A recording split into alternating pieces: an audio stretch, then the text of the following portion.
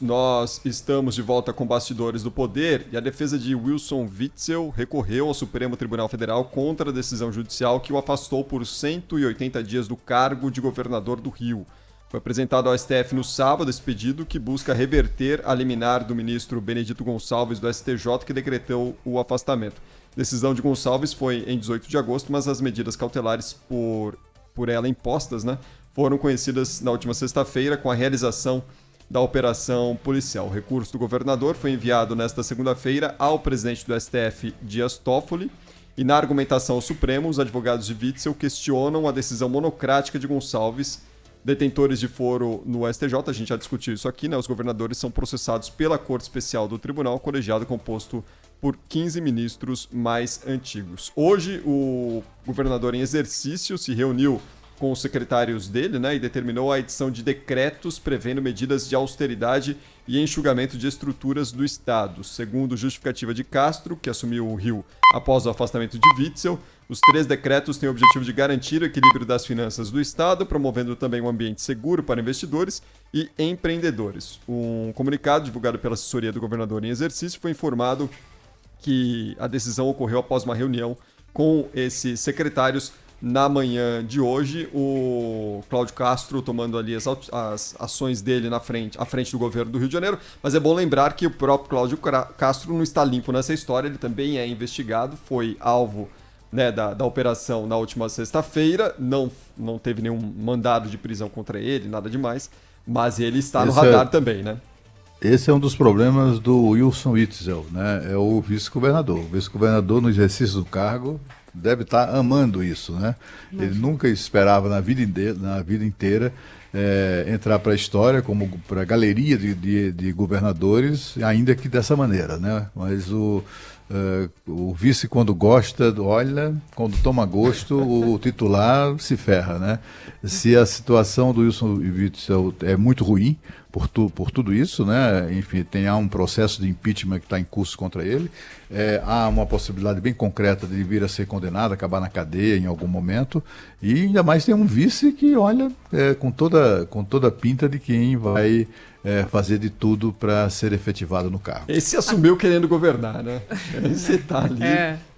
Acaba de chegar uma decisão do ministro Dias Toffoli, eu recebi aqui do pessoal do Supremo Tribunal Federal, pedindo informações em 24 horas para o STJ, para o Superior Tribunal de Justiça, e depois que essas informações sobre o caso de Wilson Witzel forem analisadas, chegarem ao Supremo, o ministro Dias Toffoli pede que a Procuradoria-Geral da República se manifeste pelo mesmo prazo. Então, a gente tem o andamento do recurso que foi apresentado pela defesa do Wilson Witzel ao Supremo Tribunal Federal.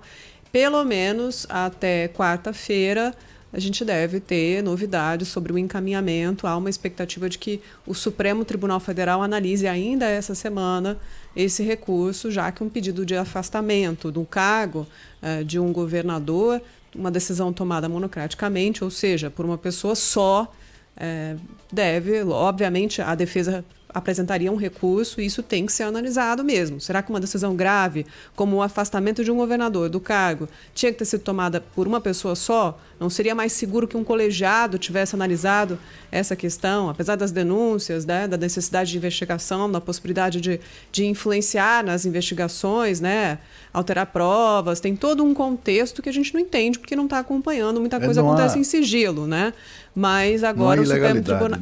Não há ilegalidade comprovada Pelo ainda. É um contrário. momento de investigação. Sim. E a gente tem que ter cautela. Mas aí, essa decisão...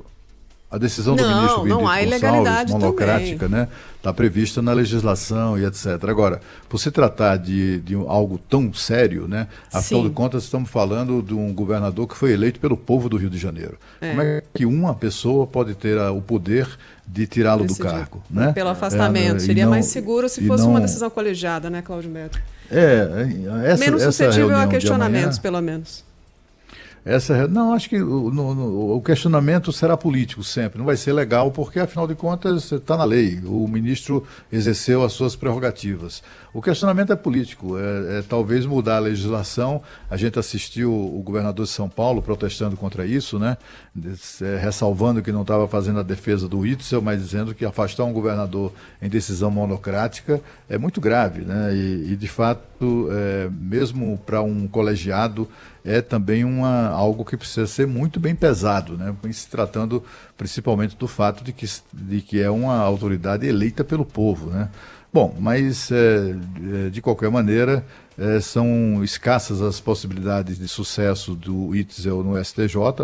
Talvez ele perca por unanimidade. São 15 ministros, os mais antigos da corte. Ele vai perder, segundo a estimativa que eu ouvi, por ampla maioria, mas tem que, nessa coisa, cabeça de juiz, a gente tem que, né, ter uma certa cautela. E também o Supremo Tribunal Federal, ninguém deve ter dúvidas de que, ninguém tem dúvidas de que o Supremo é capaz de tomar decisões estranhas mesmo, e, portanto, enfim, é capaz de o Toffoli, que já tomou decisões anteriores favoráveis ao Wilson Witzel, anule isso e volte tudo ao que era antes. Lembrando que o Wilson Witzel ele tem que agir em duas frentes ali, vai dar um trabalho danado para os advogados dele, porque ao mesmo tempo que ele tem que recorrer à Suprema Corte neste momento, ele também tem que trabalhar numa defesa muito bem feita, e aí numa outra esfera, né, Cláudio? Porque aí é um julgamento muito mais político do que qualquer outra coisa, que é a questão do impeachment dele na Assembleia Legislativa do Rio de Janeiro, né? A tramitação foi autorizada na última sexta-feira pelo ministro Alexandre de Moraes do Supremo, e agora todo mundo espera que a coisa lá seja muito acelerada. E até o prazo para que o Wilson Witzel apresente defesa, os argumentos dele, é um prazo muito curto, de 3 sessões apenas da Assembleia Legislativa, o que torna aí a situação do governador do Rio de Janeiro bastante complicada. Ele que já não contava com apoio político quase que nenhum lá na LERJ, né, Cláudio? Exatamente. Agora, ele tem muito o que fazer, né, para se manter solto, para se manter no cargo, para, enfim, e para não ser caçado, né? São três frentes de luta ali que ele está desenvolvendo. Eu continuo achando assim, tem umas coisas que são muito fraquinhas, né? Algumas alegações. O Ministério Público divulgou como sendo um indício muito forte de corrupção o fato de a primeira-dama, o escritório da primeira-dama, o escritório de advocacia, fazer pagamentos de contas, né, com dinheiro em espécie, né, dinheiro vivo, né? E aí o maior valor citado foi uma conta de R$4.000. R$4.000 em dinheiro vivo, isso é indício de corrupção. Eu acho que esse tipo de alegação vai acabar sendo ridicularizada na justiça, entendeu? Esse é que é o medo, assim. A gente verifica que as acusações contra o governador do Rio de Janeiro são muito fortes. Há todas as evidências de que, de fato, ele participou de todo o processo de corrupção, etc. e tal, mas o Ministério Público precisa ser mais cuidadoso como é que eu diria, na apresentação das suas provas, né, dos indícios que recolheu.